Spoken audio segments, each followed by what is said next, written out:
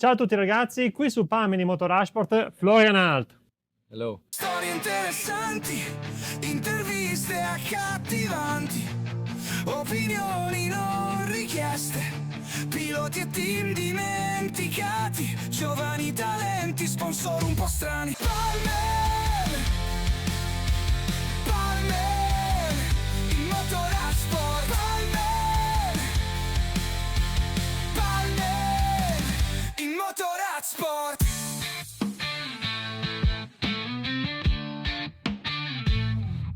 How are you doing? Good, really good.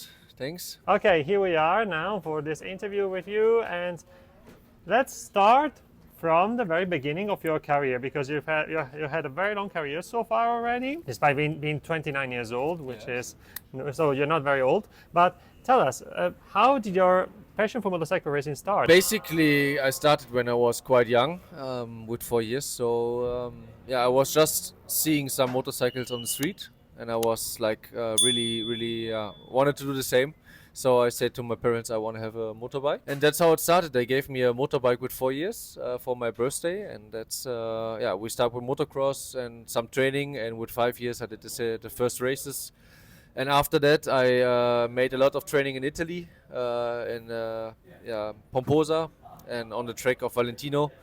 So I made a lot of time there with the Polini pocket bike, and spent a lot of time in Italy training. And then I did the German Championship on the mini bikes. One time I went to Rookies Cup, won the Rookies Cup from Red Bull, IDM champion in 1 to 5. And after that I went to World Championship. I had a really hard time, to be honest, and then come back to the Superbikes later, and that's where we are now, more or less. Okay, one of your highlights is when you won Red Bull MotoGP Rookies Cup and IDM 125cc championships in the same year, in 2012. How did it feel for you to win the Rookies Cup? It was great, to be honest. Was great. It was for me a huge step for the career, for sure. You have to imagine, if you know that if you win this, you have a good chance to be in Moto3 and Moto2 World Championship. And I won it with a lot of points to the second, with more than 50 points. So it was not just a little bit, it was really clear. And I was ready for the World Championship, but actually the year after in Moto3 I grew more than 20 centimeter. So it was the year when it was really difficult for me to ride motorbike or Moto3 bike because of my size. And after that I have to change the way where I have to go. And but overall, to win the Rookies Cup, it was like you are the biggest talent of Germany in this moment, so it was great. How do you explain the difficulties you had in Moto3 World Championship in 2013 when you raced with Kifa Racing? Was it only because you grew up, or there were also other issues? For sure, I grew up too much. This is for sure one of the biggest problems. But also, I made bad decisions by myself. I was not clear in my thinking. I was not ready for the World Championship in my mind, so I made a lot of bad decisions as well. Also, when I go to Moto2 in Spain the year after, I was really competitive, was really fast, but made a decision to go in a really bad team in Moto2 World Championship 2015, and again this was my decision, so it was my mistake, my fault. And after that I tried to reset everything and start again in Superbike. World Championship, but in Moto2 in 2015 with Yoda Racing. Yes. And what can you tell us more about that experience? Well, to be honest, it's difficult to say. For sure, I didn't like the bike a lot. This is one of the biggest part. The team do many things to make the bike ready for me, to make it feel good. But I wasn't really happy with the bike all the season, because 2014 I ride Calyx in Spanish, and I went on Suta 2015 in the World Championship, and nobody was using it anymore. So I was using an old package with a bike that nobody want, more or less. And it was not a good decision to do this. It was my decision, but because it was the only chance to go on the World Championship again, but it was a big mistake, and I'm still not happy with this decision, but sometimes you make this kind of mistakes, and I was really not feeling well all the season. And then after such experience, you started fresh in IDM Superbike in 2016, and then you also discovered Endurance World Championship. Starting from IDM Superbike, I guess your main highlight is when you became champion in 2023. Yes, for sure. I was 2016 and 17 in the official Yamaha team in Superbike IDM, and it was great years to learn for me. I won many races, so it was really nice. After that, 2017, I went to EWC as well, and I grew up with a good team, Viltais Racing. I was 8 years there until last year, until they stopped the team. So I did 2000, I think, 18 and 19 without IDM. I did in this years I did a lot of development for Dunlop. I was a development rider, and when I came back, I had a competitive BMW, but we had many technical issues. I broke so many engines in the races, and I did still a lot of lap records. Still many records are today here, which is incredible from 2021 and 2022. But still many records are mine from this time. Honda came to me and made me a great offer, and I was feeling really well because if you have if you are competitive and you have so many technical issues, you're happy to come to a Japanese brand because the bike was really, I loved it. You have a lot of power, brake stability, and I won a championship 2023. And that's just 2 years ago, so still with Honda. In 2024, you were second. Yeah, I was second exactly. I had a big crash in Assen last year. I broke my finger and had a lot of surgeries, so I missed 2 races, and I was not really feeling ready to fight for the championship. Until this point, we were 1 point, I think, or a few points away from the leader. So everything was open, but this is racing. It can happen, and this year, honestly, it's a new book because the regulations are even more open, and it makes us a really hard time at the moment.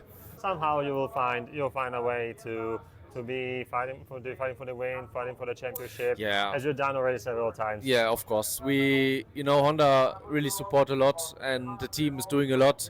Against, in World Championship everywhere you have these 2 brands which are leading far away from everybody else, and we are more or less the only one in the national championship that can beat these bikes with the Honda, and we are proud on this because I think the package of Honda, the bike itself, is better than it looks, because I think if you take the standard package, which we have more or less, and show what we can do, we are just 1 second from the factory riders in World Championship with the same tires on the same track, and this I think is incredible with the stock bike, more or less. Now, what about IWC Endurance World Championship? Can you tell more about the very beginning for you in endurance? How did your approach change? It changed 2017 when I got a call from some French team from Viltais Racing, and they offered me a good package, a good team, and basically we won straight. Honestly, many people told me, in endurance you will get slower, your pace will be not good because you have to do endurance 24 hours. But for me it was the complete opposite. I get really a better rider. I was getting faster. And I can tell you why. The endurance helps you to set your limit, your personal limit, more far. From body-wise, you learn your body that your body can do much more than you have in your mind. If you have pain after 11 laps here in Most in your arm, it's just in your head. You can still do it. There's no excuse you cannot ride it. It's still possible to push hard because it's just in your head, the pain that you have. And all these things to push more far in each conditions, doesn't matter when, it's cold, it's windy, we have 2 degrees in the night of Le Mans sometimes. It doesn't matter, you have to be fast all the time, like Marc Marquez. Marc Marquez is the king of every condition because he knows that it's possible. And he don't say to himself, it's a little bit windy now, maybe I have to be more careful. No, it's possible, and he showed it. And that's similar in endurance. You learn that you set your limit a lot more far than before. You become an even better rider, even with old tires. With old tires, the bike doesn't fit well because it have to fit for 3 riders. So you have to adjust yourself to be fast with this bike in this condition, with the shitty tires which are on the bike. In endurance, it can happen. And it make me really a lot better rider because I understand that the main thing on the bike is the rider, and everything else you have to work around to make it better, the package. But you are on the bike and you make the difference. And what's your highlight so far in EWC? For sure, it was the stock victory with the team 2017, and some podiums. But for sure, 2023, we won the Bol d'Or, the 24 hour of Le Castellet. And this is a private team. It doesn't happen I think we are the second team in the history that won the 24 hour of Bol d'Or with a private team, with a record of laps. So it was a fast race. We do more laps than everybody else at this time. and this was for sure a great experience, and to win this race for sure. A lot of experience in different categories, but is there some championship and some category that you would like still to try in the next years? Honestly, we push hard the last 1.5 years to go to World Superbike to make some wildcards, but yeah, we stopped the project just a month ago because the World Superbike is just too far from the reality. It's not anymore a superbike, it's just a prototype, the bike. When we test, we really try to make a good package from what we can get, the parts and what we have. And we are fast, like you see here, we are not fast from the factory Hondas. But to fight the second, we need a completely different bike. And when you see how fast Toprak is and Nicolo at the moment, Bulliga and World Superbike, they are faster in the qualifying, in the pace sometimes in the qualifying compared to the race pace of the MotoGP. And if you imagine this and you see the bikes, it's not really more a superbike, it's just a prototype. And that's why we stopped the project, because I realized that in the current situation, it's just, you can maybe go to P15 to P20, but it's not my target, so we stopped it. Let's say you definitely don't make that step to be in such positions. Exactly. We are not in the moment to make such positions. Maybe if I get an offer one day, for sure I will take the chance straight. If I have a good offer, for sure I will try it. But until this, I will not take the risk to destroy my mind, for sure also. It's something you don't want to do if you drive on P20.